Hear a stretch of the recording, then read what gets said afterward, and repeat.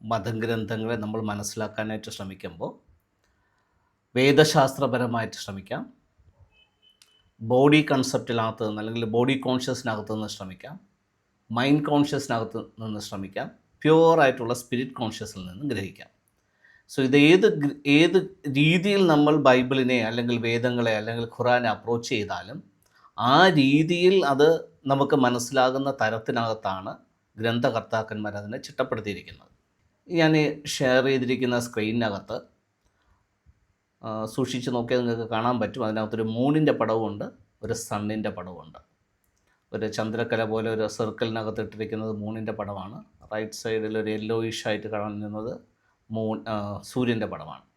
അപ്പോൾ ഞാൻ കഴിഞ്ഞ പ്രാവശ്യം പറഞ്ഞായിരുന്നു, സണ്ണിൻ്റെയും മൂണിൻ്റെയും കൂടെയുള്ള ഒരു അട്രാക്ഷൻ്റെ സമയത്താണ് അത് ഓരോ മാസവും നമ്മുടെ ജന്മനക്ഷത്രം വീഴുന്ന ദിവസം, ആ ദിവസം സൂര്യൻ്റെയും ചന്ദ്രൻ്റെയും അട്രാക്ഷനകത്താണ് ഈ പീനിയൽ ഗ്ലാൻഡിൻ്റെയും പീട്യൂട്ടറി ഗ്ലാൻഡിൻ്റെയും അകത്തുള്ള ആ ഒരു സ്റ്റിമുലേഷനിലൂടെ ആ ഒരു സെക്രിയേഷൻ ഉണ്ടാകുന്നത് ഞാൻ പറഞ്ഞിരുന്നു. സൺ മൂൺ എന്ന് പറയുന്നത്, സൺ റെപ്രസെൻറ്റേറ്റ് ചെയ്യുന്നത് ഒരു മെയിൽ അല്ലെങ്കിൽ ഒരു മസ്കുലിൻ എനർജിയെയും മൂൺ റെപ്രസെൻറ്റേറ്റ് ചെയ്യുന്നത് ഒരു ഫീമെയിൽ എനർജിയും ആണ്. സൺ ജനറേറ്റ് ചെയ്യുന്നത് ഇലക്ട്രിക് എനർജിയാണ്, മൂൺ ജനറേറ്റ് ചെയ്യുന്നത് മാഗ്നറ്റിക് എനർജിയാണ്. അപ്പോൾ ഇലക്ട്രിക് എനർജി എപ്പോഴും നമ്മളെ ചാർജ് ചെയ്യുന്നതാണ്, മാഗ്നറ്റിക് എനർജി എപ്പോഴും വൈബ്രേഷന് വേണ്ടിയിട്ട് അല്ലെങ്കിൽ അട്രാക്ഷന് വേണ്ടിയിട്ട് ഉപയോഗിക്കുന്നതാണ് മാഗ്നറ്റിക് എനർജി. അങ്ങനെ ഈ സണ്ണിൻ്റെയും മൂണിൻ്റെയും കൂടെ ഒരു കോമ്പിനേഷനകത്താണ് നമ്മുടെ സേക്രഡ് ഫ്ലൂയിഡ് നമ്മുടെ കൊളസ്ട്രത്തിനകത്തുനിന്ന്, ബ്രെയിനകത്തുള്ള കൊളസ്ട്രത്തിനകത്തുനിന്ന് ഉൽപ്പാദിപ്പിക്കുന്നത്. അവിടെ നിന്നാണ് ഈ secretion, milk and honey secretion ഉണ്ടാകുന്നത്. ഓക്കെ, ഈ ഓയിൽ പ്രോസസ്സിൻ്റെ ഒരു ഫ്ലോ, എങ്ങനെയാണ് ഈ ഓയിൽ പ്രോസസ്സ് എന്നുള്ളതിൻ്റെ ഒരു ഫ്ലോ ഞാൻ ഒന്നുകൂടെ വിശദമാക്കാം. അപ്പോൾ ഈ കൊളസ്ട്രം അത്തരത്തിലുള്ള ഒരു സൈക്കോ ഫിസിക്കൽ ഫ്ലൂയിഡ് പുറപ്പെടുവിക്കും. അതാണ് പീനിയൽ ഗ്ലാൻഡിനകത്തുനിന്നും പീട്യൂട്ടറി ഗ്ലാൻഡിനകത്തുമുള്ള സ്രവമായിട്ട് വരുന്നത്. അപ്പോൾ പീനിയൽ ഗ്ലാൻഡ് ഇലക്ട്രിക്കലി ചാർജ് ചെയ്തിട്ടാണ് ആ ഫ്ലൂയിഡ് ഉണ്ടാകുന്നത്. അതിനെയാണ് നമ്മൾ ഒരു മെയിൽ ഡിനോമിനേഷൻ വെച്ചിട്ട് റെപ്രസെൻറ്റേറ്റ് ചെയ്യുന്നത്. ബിബ്ലിക്കൽ കോണ്ടസ്റ്റ് വരുമ്പോഴത്തേക്ക് ജീസസിൻ്റെ ഫാദർ അല്ലെങ്കിൽ ജോസഫ്, അതാണ് ആ പീനിയൽ ഗ്ലാൻഡ്. അത് മെയിൽ ഡോമിനേഷൻ ആയതുകൊണ്ടാണ് ജോസഫ് എന്ന് പറയുന്ന പേര് അതിനകത്ത് വെച്ചിരിക്കുന്നത്, അപ്പനായിട്ട്. ഓക്കെ, അപ്പോൾ അത് പീനിയൽ ഗ്ലാൻഡിനെ റെപ്രസെൻറ്റേറ്റ് ചെയ്യും. അതുപോലെ പീട്യൂട്ടറി ഗ്ലാൻഡ് എന്ന് പറയുന്നത് മാഗ്നറ്റിക്കലി ചാർജ് ആയതുകൊണ്ട് അങ്ങനെയുള്ള ഒരു ഫ്ലൂയിഡാണ് ജനറേറ്റ് ചെയ്യുന്നതുകൊണ്ട് അതിനെ ഫീമെയിലായിട്ട് വെക്കും. അപ്പോൾ അതിനെയാണ് ജീസസിൻ്റെ അമ്മയായിട്ട്, മേരിയായിട്ട് റെപ്രസെൻറ്റേറ്റ് ചെയ്യുന്നത്. അപ്പോൾ ഈ രീതിയിലാണ് ജീസസിൻ്റെ ഉത്ഭവം എന്ന് പറയുന്നത്. അപ്പോൾ ജീസസ് എന്ന് പറഞ്ഞാൽ എന്താ, ഈ പീട്യൂട്ടറി ഗ്ലാൻഡിനകത്തുനിന്ന് വരുന്ന ഫ്ലൂയിഡും പീനിയൽ ഗ്ലാൻഡിനകത്ത് വരുന്ന ഫ്ലൂയിഡും, അതായത് ജോസഫിൽ നിന്നും മേരിയിൽ നിന്നും അല്ലെങ്കിൽ മെയിലിൽ നിന്നും ഫീമെയിലിൽ നിന്നും വരുന്ന ഈ രണ്ട് ഫ്ലൂയിഡും കൂടെ ഒന്നായി ചേരുന്ന ആ ഒരു ഫോമിനെയാണ് ജീസസ് എന്ന് വിളിക്കുന്നത്. ആ ഫ്ലൂയിഡ് എന്നിട്ട് ഒരുമിച്ചായതിനു ശേഷം അത് താഴോട്ട് ട്രാവൽ ചെയ്യും. താഴോട്ട് ട്രാവൽ ചെയ്യുമ്പോൾ അവിടെ രണ്ട് ഗ്രന്ഥികൾ കണക്റ്റഡ് ആണ്.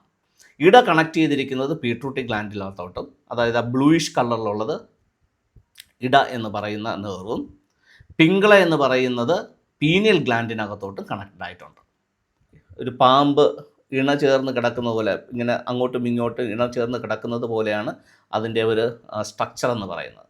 ഈ ഓയിൽ എന്നിട്ട് താഴെ നമ്മുടെ സോളാർ പ്ലെക്സസിൽ വന്നിട്ട് അല്ലെങ്കിൽ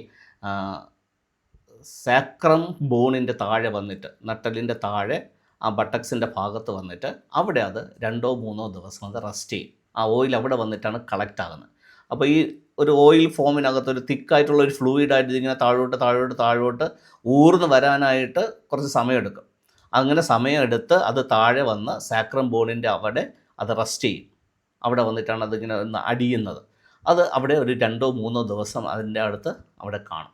അതിങ്ങനെ താഴെ വന്ന് ആ സാക്രം ബോണിനകത്ത് ഇങ്ങനെ റെസ്റ്റ് ചെയ്യുന്നതിനെയാണ് നമ്മൾ ഹെൽ എന്ന് പറയുന്നത്, അല്ലെങ്കിൽ അവിടെ അടക്കപ്പെട്ടു എന്നൊക്കെ പറയുന്നത് അവിടെയാണ്. അപ്പോൾ തലച്ചോറ് എപ്പോഴും ഹെവനാണ്, ഈ സാക്രം ബോൺ എപ്പോഴും കാണിക്കുന്നത് ഹെൽ അല്ലെങ്കിൽ ഒരു കല്ലറ പോലെയുള്ള സ്ഥലമാണ്. അവിടെ വന്നിരുന്ന് ഇങ്ങനെ റെസിഡ്യൂ ആയിട്ട് ഇങ്ങനെ അടിഞ്ഞിരിക്കും.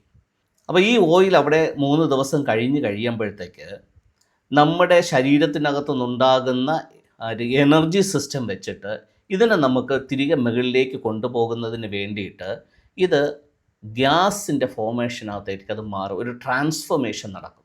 അപ്പോൾ ഓയിൽ എന്ന് പറയുന്ന അവസ്ഥയിൽ നിന്ന് ഗ്യാസ് എന്ന് പറയുന്ന അവസ്ഥയിലേക്ക് മാറിക്കഴിയുമ്പോൾ തിരിച്ച് ഈ നട്ടലിൻ്റെ 33 വെട്രിബ്രാസിനകത്തും കൂടെ ഇതിനെ നമുക്ക് മുകളിലോട്ട് അത് വന്ന സ്ഥലത്തേക്ക് നമുക്ക് പുഷ് ചെയ്ത് കൊണ്ടുപോകാൻ പറ്റും. അതിന് നമുക്കൊരു എനർജി ആവശ്യമാണ്. അപ്പോൾ താഴോട്ട് വരുന്നത് ഒരു നാച്ചുറൽ പ്രോസസ്സിനകത്ത് വരും. ഒരു നമ്മുടേതായിട്ടുള്ള ഒരു മാനുവൽ എഫേർട്ട് ഇല്ലാതെ ഓരോ മാസവും നമ്മുടെ ബെസ്റ്റ് ആറിൻ്റെ അന്ന് ഈ ഒരു ഫ്ലൂയിഡ് സെക്രേഷൻ അല്ലെങ്കിൽ ഒരു സ്റ്റിമുലേഷൻ ഉണ്ടായിട്ട് ഈ ഫ്ലൂയിഡ് ഇടയിലൂടെ പിങ്കളയിലൂടെ താഴോട്ട് ആ നട്ടലിൻ്റെ അവസാന ഭാഗത്ത് വന്നെത്തും. അവിടെ വന്ന് എത്തിക്കഴിഞ്ഞാൽ പിന്നെ അതിനെ തിരിച്ചു കൊണ്ടുപോകണമെന്നുണ്ടെങ്കിൽ നമുക്കൊരു മാനുവൽ എഫേർട്ട് ആവശ്യമാണ്. 33 വെട്രിബ്രാസ് ഉണ്ട്, കശേരുക്കളുണ്ട്. അപ്പോൾ ഓരോ കശേരുക്കൾ എങ്ങനെയാണ് ഇരിക്കുന്നത് എന്നുള്ളതിൻ്റെയൊക്കെ ഡീറ്റെയിലാണ് അതിൻ്റെ അകത്ത് കാണിച്ചിരിക്കുന്നത്. ഒരു പിങ്ക് കളറിൽ കാണിച്ചിരിക്കുന്നതാണ് ഒരു വെട്രിബ്ര. അതിങ്ങനെ അടുക്കി മുകളിലേക്ക് വെച്ചിട്ടുണ്ടാകും. അതിങ്ങനെ പാമ്പ് പോലെ ഇങ്ങനെ നീളത്തിൽ കിടക്കുന്നുണ്ടാവും. അതിൻ്റെ താഴെ അവസാന ഭാഗം വന്നിട്ടാണ് നമ്മുടെ ബാക്ക് ബോണിൻ്റെ താഴെ അറ്റം വരുമ്പോഴാണ് ആ ഒരു ഓയിൽ വന്ന് റെസിഡ്യൂ ചെയ്യുന്ന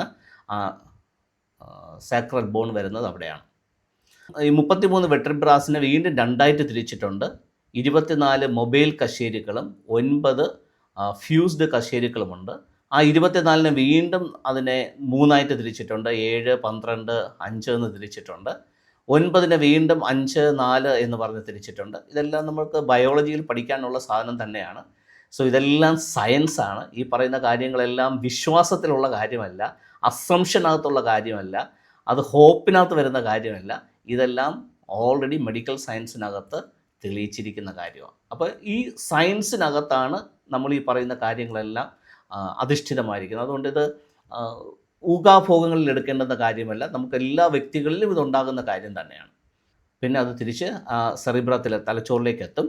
ഇങ്ങനെ തലച്ചോറിൽ എത്തിക്കഴിഞ്ഞാൽ അടുത്ത് നടക്കാൻ പോകുന്ന കുറച്ച് പ്രോസസ്സുകളുണ്ട്. അത് ഞാൻ അടുത്ത ഡയഗ്രാം കാണിച്ചിട്ട് പറയാം. ഓക്കെ, സോ ഒരു സൈക്കിൾ കംപ്ലീറ്റ് ആകുന്നത് ഇങ്ങനെയാണ്. മുകളിൽ നിന്ന് അത് ഉൽപ്പാദിപ്പിക്കപ്പെട്ട് ഓയിൽ ഫോമിൽ താഴെ വരുന്നു. താഴെ നിന്ന് അത് ഗ്യാസ് ഫോർമേഷനിലേക്ക് മാറുന്നു. അപ്പോൾ ജീസസ് ക്രൈസ്റ്റായി മാറുന്നു, അല്ലെങ്കിൽ ഓയിൽ ഗ്യാസ് ആയിട്ട് ട്രാൻസ്ഫോർമേഷൻ സംഭവിക്കുന്നു. എന്നാൽ മാത്രമേ അത് തിരികെ ആ നട്ടലിൻ്റെ ഭാഗത്തൂടെ മുകളിലേക്ക് അതിന് കയറിപ്പോകാൻ പറ്റത്തുള്ളൂ. ഓയിൽ സ്റ്റേറ്റിലിരുന്ന് അതിന് മുകളിലോട്ട് പോകാൻ പറ്റത്തില്ല. അപ്പോൾ തിരിച്ചതിനെ മേലോട്ട് കൊണ്ടുപോകണമെങ്കിൽ നമ്മുടെ ശരീരത്തിനകത്ത് നമ്മൾ അതിനെ മുകളിലോട്ട് കൊണ്ടുപോകാൻ വേണ്ടിയിട്ടുള്ള എനർജി നമ്മൾ സ്വീകരിച്ച് വെക്കണം, അല്ലെങ്കിൽ അതിനെ സ്റ്റോർ ചെയ്ത് വെക്കണം. എന്നാൽ മാത്രമേ നമുക്കിതിനെ തിരിച്ച് തലച്ചോറിലേക്ക് എത്തിക്കാൻ പറ്റത്തുള്ളൂ. അപ്പോൾ എങ്ങനെയാണ് ഈ ഓയിലിനെ തിരിച്ച് മുകളിലേക്ക് എത്തിക്കാനായിട്ടുള്ള ഒരു എനർജി സിസ്റ്റം എങ്ങനെ സ്റ്റിമുലേറ്റ് ചെയ്യാം, അല്ലെങ്കിൽ എങ്ങനെ അതിനെ അക്യുമുലേറ്റ് ചെയ്യാം എന്നുള്ളതിൻ്റെ കുറച്ച് ഡീറ്റെയിൽസ് അതിന് ഞാൻ പറയാൻ പോകുന്നത്. അപ്പോൾ ഇത് കുറച്ച് ക്രിട്ടിക്കലാണ്. എല്ലാവരെ കൊണ്ടും പറ്റുമെന്ന് ചോദിച്ചു കഴിഞ്ഞാൽ എല്ലാവരെ കൊണ്ട് പറ്റും. പക്ഷേ കുറച്ച് എഫേർട്ട് അതിൻ്റെ പിന്നിൽ വേണം. കുറച്ച് കീനായിട്ട് അത് പ്രാക്ടീസ് ചെയ്യണം. ഒരു ഗുരുവിൻ്റെ നേതൃത്വത്തിൽ മാത്രമേ ഇത് പ്രാക്ടീസ് ചെയ്യാവൂ. സ്വന്തമായിട്ട് പ്രാക്ടീസ് ചെയ്ത് കഴിഞ്ഞാൽ സൈഡ് എഫക്റ്റ് ഒത്തിരി ഉണ്ട്. ഞാൻ അതിൻ്റെ സ്റ്റെപ്പ് എന്തൊക്കെയാണെന്ന് പറയാം. ഓക്കെ, എങ്ങനെയാണ് ഈ ഓയിലിനെ, അല്ലെങ്കിൽ ഇത് ഓയിൽ ഗ്യാസായി കഴിയുമ്പോൾ ഇതിനെങ്ങനെയാണ് മുകളിലേക്ക് റൈസ് ചെയ്യേണ്ടത് എന്നുള്ളതിന് കുറച്ച് എനർജി നമുക്ക് ആവശ്യമാണ്. ഈ എനർജി എങ്ങനെ അക്യുമുലേറ്റ് ചെയ്യാം എന്നുള്ളതിനെക്കുറിച്ചാണ് ഞാൻ ഈ പറയുന്നത്. അപ്പോൾ നിങ്ങൾക്ക് അതിൻ്റെ പിന്നിലുള്ള സയൻസ് മനസ്സിലായി, അതിൻ്റെ എഫേർട്ട് മനസ്സിലായെന്ന് ഞാൻ വിചാരിക്കുന്നു. ആ ഗ്യാസിനെ തിരിച്ച് ആ നട്ടലിൻ്റെ ഈ 33 വെർട്ടിബ്രാസിൻ്റെയും മുകളിലേക്ക് എത്തിക്കുക എന്ന് പറയുമ്പോൾ അതിനെ പുഷ് ചെയ്ത് നമ്മൾ മുകളിലോട്ട് കൊണ്ടുപോകണം. നമ്മൾ ഈ വിറകടുപ്പ് കത്തിക്കുമ്പോഴത്തേക്ക് നീളമുള്ള ഒരു കുഴൽ വെച്ച് തീ കത്തിക്കാൻ വേണ്ടിയിട്ട് ഊതത്തില്ലയോ, അത് ഊതി കഴിയുമ്പോഴത്തേക്ക് ആ കാറ്റിൻ്റെ ഫോഴ്സ് കൊണ്ടുവന്നിട്ടാണ് ആ കനലിൽ തീയായിട്ട് കത്തുന്നത് എന്ന് പറഞ്ഞതുപോലെ ഈ ഒരു ചെറിയൊരു വാക്വം കുഴൽ പോലത്തെ ഒരു സാധനം നമ്മുടെ നട്ടലിൻ്റെ അകത്തുണ്ട്. ആ കുഴലിലൂടെ തിരിച്ചത് മുകളിലോട്ട് കയറണം. അപ്പോൾ അവിടെ നിന്ന് താഴെ നിന്ന് മുകളിലോട്ടൊരു ഫോഴ്സ് കൊടുത്താൽ മാത്രമേ ഇതിനെ മുകളിലോട്ട് കൊണ്ടുപോകാൻ പറ്റത്തുള്ളൂ. സോ ആ ഫോഴ്സ് നമ്മുടെ കായിക ശക്തി അല്ല, നമ്മുടെ ശരീരത്തിനകത്തുള്ള കായിക ബലമല്ല.